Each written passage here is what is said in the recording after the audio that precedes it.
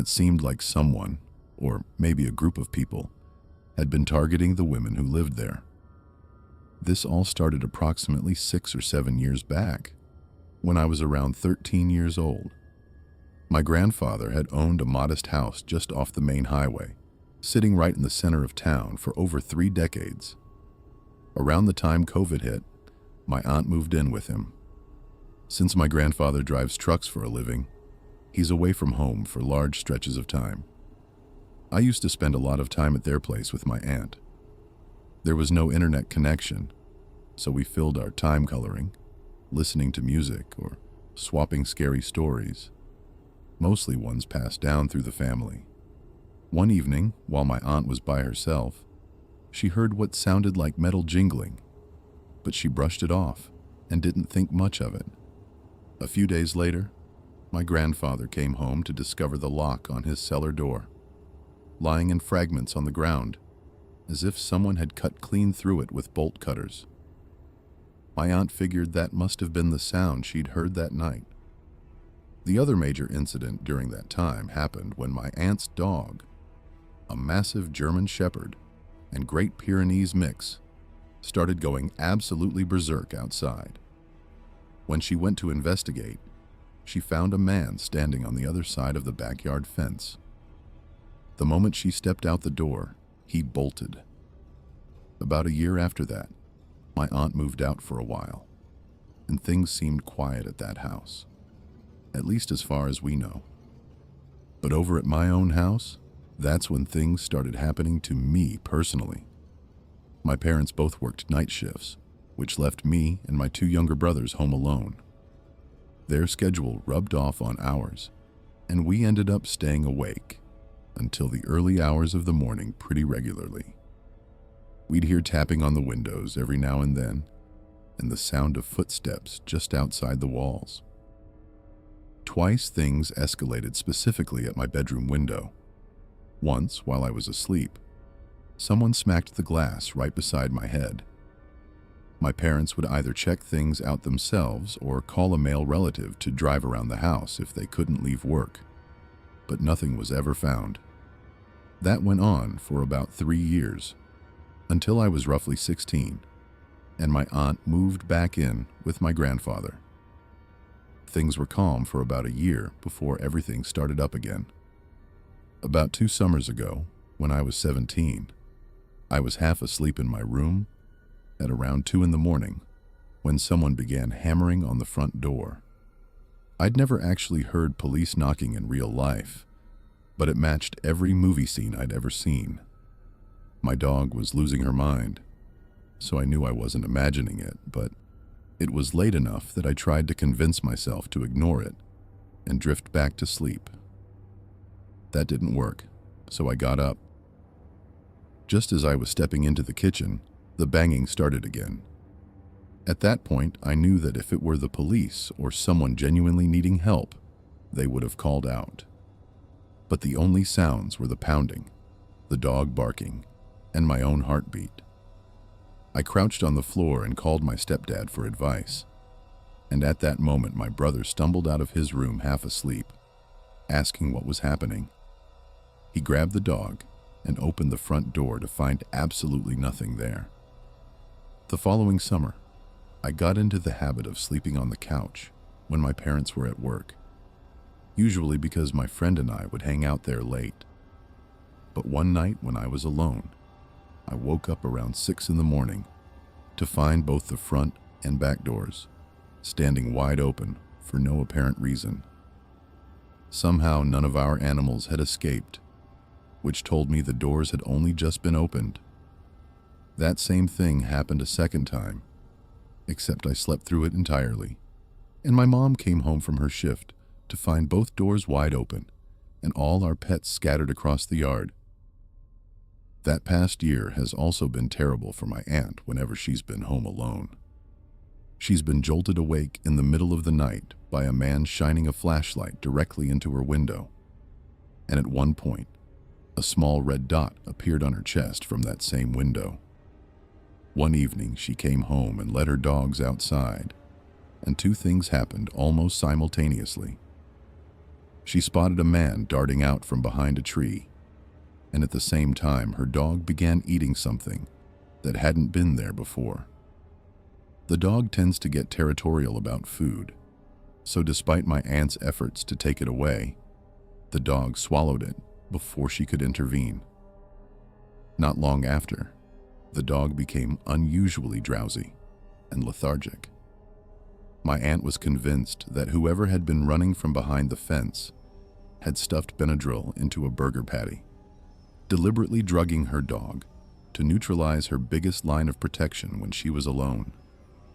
On another occasion, my aunt was painting her closet and propped the back door open during the daytime to let the fumes air out.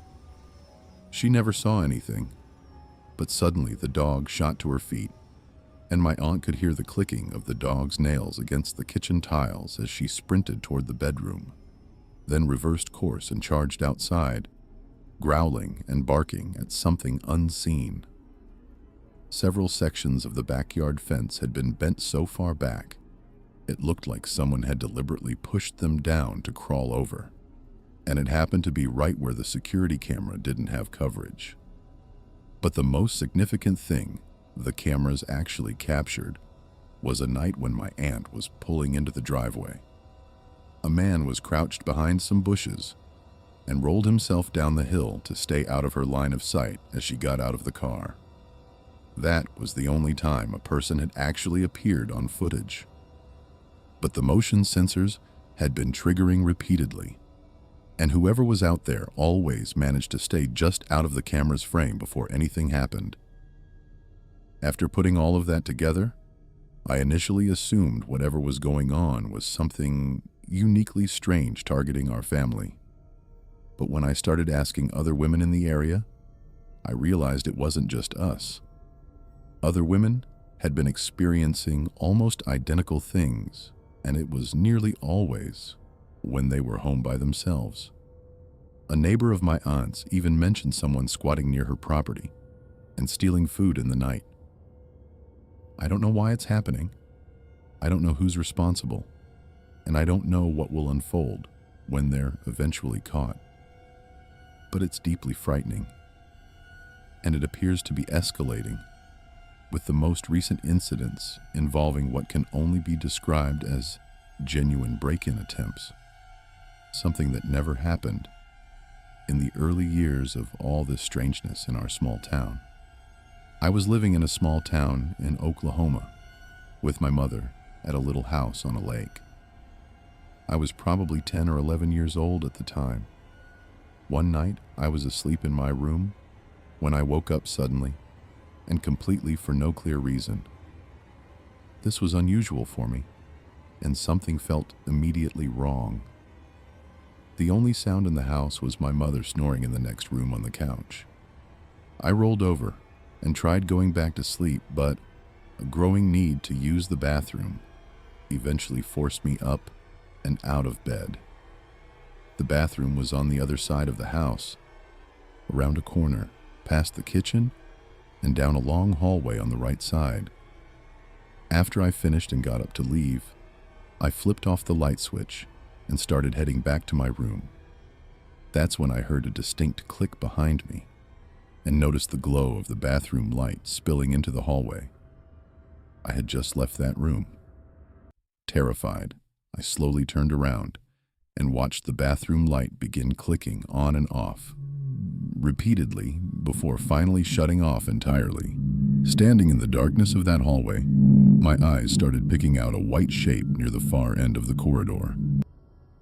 It was roughly my size and appeared to be crouched low on the floor. I was completely frozen as my mind began processing the fact that no one else had come into the house. Only my mother and I were there. Then the white shape began whispering in a low man's voice. "Help me! I'm lost!" I remember desperately wanting to scream for my mother, but being completely unable to, and instead barely managing to whisper no. Whatever it was, then started running toward me, and from the sound of it, it was moving on all fours. I sprinted through the kitchen and around the corner before reaching my sleeping mother and shaking her awake as hard as I could. I kept repeating that it was coming, and I watched my mother's eyes snap from groggy confusion to full alert in an instant. She asked me what was happening, and I saw her eyes shift to look over my shoulder before she screamed. Even now, the memory of that scream sends ice through my veins. I had never heard that kind of raw terror from another person in my entire life, and I still haven't since. She grabbed me by both arms, dragged me into my room, and slammed the door behind us. She held me tightly, with her back pressed hard against the door while we listened. Whatever was out there sounded like it was moving in frantic circles around the kitchen. We could hear what sounded like hands and feet slapping against the tile floor. Then the sliding glass door to the outside sounded like it was thrown open and slammed shut. We sat huddled together until daylight finally came. After that, I was sent to stay with my grandmother in the next town for a good while, and I never stepped inside that house again. Years later, my mother told me that the day after the incident, she had walked the property. During that walk, she came across a small burial site buried under heavy overgrowth, with 3 headstones, each one belonging to a child from the early 1900s. After doing some research, she discovered that this was the original cemetery of our small town, one that only had a handful of recorded burials and had long been forgotten, partially sinking into the ground over the decades. What still disturbs me most is that the voice I heard that night sounded like a grown man, but there was something deeply wrong with it, something that didn't belong to anything human. And to this day, my mother refuses to tell me what she saw when she looked over my shoulder, or what it was that made her scream. At this point, I'm honestly not entirely sure what to make of what I'm about to share, but it was without question one of the more unsettling experiences I've had in recent memory. At the time of this encounter, I was visiting my grandfather in a dry, slowly fading small town tucked away in the northwestern corner of Texas, the kind of place where everybody knows everybody and always has. The only things you really need to understand about this town are that the oil companies pulled out a while back, and ever since, the place has been on a slow and steady march toward becoming a ghost town. The people who remain are either older residents who refuse to leave, or folks who simply can't afford to go anywhere else. The whole thing started deep in the middle of the night. I couldn't tell you exactly what time it was, but it was late, and I was the last one still awake in the house. I had spent the whole weekend doing photography shoots around town, capturing images of the rusted, decaying bones of a place that had once been thriving. Knowing that the sky out there would be stunning so far away from city lights, I decided to step out onto the porch and try to grab a few good shots. I hadn't even been out there 5 seconds when a beat-up-looking car came screaming down the road, with its headlights blazing and music pounding from the speakers. The house sits fairly close to an intersection, so it wasn't a surprise when the car rolled to a stop at the cross street. But that's where things got strange. Instead of pausing briefly and moving on, the car just sat there, and the driver switched off the headlights. I kept taking pictures while the car idled there in the dark with the music still going. It took a minute to sink in, but I slowly started to feel like I was being watched. That uneasy feeling crept up on me enough that I hustled back inside and shut the door. The moment the door closed behind me, the headlights snapped back on and the car sped off. After I got back to my city, my grandfather mentioned to me that he had noticed people sitting in cars outside his house at different hours of the day and night just watching. I knew the drug trade had some presence in that town, though this might have been completely unrelated. I keep wondering whether I misread the situation. I didn't hear anyone actually get out of that car after I went inside. My best theory is that they spotted me out there photographing in the dark and assumed I was watching them or documenting something I wasn't supposed to see. If that's the case, I can't help wondering whether I accidentally put my grandfather's house on their radar. Or maybe I'm reading too much into the whole thing. I visit my grandfather regularly, so maybe I'll find out more over time. Or ideally, I'll never see that car parked out there again. It was 8:30 on a Sunday evening, and my boyfriend and I were on our way back from a road trip. We had just crossed into my home state, and the gas tank was nearly empty. We were cruising down the freeway through one of those stretches of the state that's nothing but cornfields, small neighborhoods, and the occasional roadside shop. We looked up a gas station on the map that appeared to be right off the freeway. It had been a stormy kind of day overall, but by that point it had settled into just a bit of wind and light sprinkles. We pulled off an exit I had never used before. The gas station turned out to be farther from the highway than it looked on the map, and I was cutting it dangerously close to running dry. We drove for about 5 minutes along long, empty stretches of road, passing a church, a handful of houses, and mostly nothing else.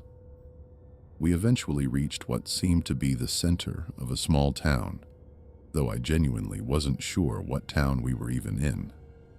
I spotted a gas station ahead, but it wasn't the one from the map. Still, I had no real choice but to stop, because I wouldn't have made it anywhere else. This town was small enough to have just a single intersection. We passed a few side streets with a quiet little neighborhood tucked behind them. We didn't see a single car moving, and there wasn't a soul walking outside. As we pulled into the town's main area, the whole vibe felt off. Old buildings, 1 or 2 weak streetlights, a kind of stillness that sat heavily in the air. The gas station had 4 pumps, and every single light above them was flickering on and off. I got an immediate bad feeling, but I had no other option. I stepped out, walked up to the pump, and slid my card in. The machine told me to go inside and speak to the attendant. Inside, there were only 2 people, the attendant behind the counter and a woman who was buying a birthday card. She was wrapping up her purchase when I walked in. The woman said hello to me, but the attendant didn't even look up. While I was standing there waiting, loud sirens suddenly blared to life outside, the kind you hear for tornado warnings. I looked out the windows. It was breezy, but nothing alarming. Nothing that would explain that level of alert. I scanned the sky and couldn't make out anything unusual. I looked to the other 2 people in the room, expecting some kind of direction or urgency. There was nothing. The woman made a passing comment about how irritating it must be to live near those sirens. The attendant agreed with a shrug. She said bye to me for some reason, and then walked out the door. I wanted to panic. The sirens were still wailing, but I couldn't even figure out what they were for. When I finally finished the transaction, I asked the attendant directly what the emergency was. He stared at me like I had said something strange, and replied flatly, "An emergency?" He was unnervingly calm, completely indifferent. I walked back outside, pumped my gas, and the sirens kept going the entire time. I kept waiting to hear police or ambulance sirens coming from somewhere nearby. Nothing. Not a single emergency vehicle. Not a single person on the street or car on the road. What made it so unnerving was that the sirens sounded like they were going off practically right next to the gas station. So logically, there should have been some kind of visible response. I know small towns test those sirens once a month, but that late at night didn't add up to me. I got back in the car. My boyfriend asked what was going on. I just said I didn't know, and I put it in drive and got back to the freeway as fast as I could. I still can't fully explain why the whole thing bothered me as much as it did, but I haven't been able to shake it. I drove a truck for many years and picked up quite a few unsettling stories from the road over that time. But there's one in particular that has never left me. It happened a long time ago, back in the late 90s. I was hauling a semi across the country on one of many long hauls I'd done. I honestly can't remember exactly which state I was in, but it was nighttime, and I was rolling down a quiet 2-lane highway. The hour was late enough that traffic was sparse, mostly wooded land and open wilderness flanking both sides of the road. Every so often I'd pass an exit leading to some small town or a truck stop. I still had several hours left before I planned to pull over. Back then, the hours I kept were unpredictable. At some point, while I was cruising along, I noticed a few cars coming up behind me. What struck me was how suddenly they appeared, because the road had been quiet for a while, and now there were 3 of them showing up together. I figured it was probably just coincidence. One of the cars moved into the left lane and overtook me, then merged back into the right lane ahead of my truck. At the same moment, one of the other cars also moved left to pass. But then the car that had just gotten in front of me started slowing down. That annoyed me because I had to ease off too. I'd been doing around 65 miles per hour, and now I was dropping down to 55. But it didn't stop there. The car kept braking. The road ahead was straight and clear. No cop cars parked on the shoulder, no animals crossing, absolutely nothing that should have caused anyone to slow down. And the strange part was that the car sitting in the left lane next to me wasn't speeding up either. It was matching the reduced pace exactly. The car behind me wasn't making any move to pass at all. It felt deliberate. These cars were boxing me in. There was nothing I could do without plowing into the vehicle in front of me. We crawled slower and slower until we were nearly at a standstill. I pulled onto the shoulder, completely baffled, and all 3 cars stopped along with me. Something felt deeply wrong. The car that had been beside me pulled up alongside the one in front, and the car behind me rolled to a stop directly at my rear bumper. Then the front doors on the 2 cars ahead opened. One man stepped out of each. Both were wearing dark clothing and winter hats pulled low. They immediately started moving toward my cab at a fast walk, one on each side. Without saying a single word, both of them tried pulling my doors open. They were locked. So they started banging on the windows and pounding on the doors. I had no idea what they wanted, but this was not how you approach someone, under any circumstances. I yelled at them to back off, but they didn't care. They kept hammering away, and eventually I had no other choice. I put the truck in gear and started moving. A semi doesn't accelerate like a car, but it carries far more force than anything those men were driving. I pushed forward and made contact with the car in front of me, shoving it out of the way. I scraped the second car as well, but didn't stop. The 2 men held onto the sides of the cab for a few seconds as the truck gained speed. Then they jumped off. One ran back to his car, the other had to scramble clear. After pushing through, I kept accelerating. 2 of the men got back in their vehicles and pulled up alongside me again. The third car couldn't keep up because of the damage to its front end. They tried the same pinching maneuver again, but I held my pace. When the car in front braked again, I drove into him again. He then moved to my left and tried to force me off the road, cutting sharply in front of me. I didn't flinch. He clipped my truck briefly and then fell back, apparently realizing that ramming a fully loaded semi with a sedan was not a winning strategy. Eventually, all 3 cars fell back and disappeared behind me. I wasn't even pushing the truck that hard. I drove until I reached the next truck stop, called the police from there, and reported everything to my dispatcher and boss. The truck came out of it in decent shape, all things considered. I never did find out whether those men were ever tracked down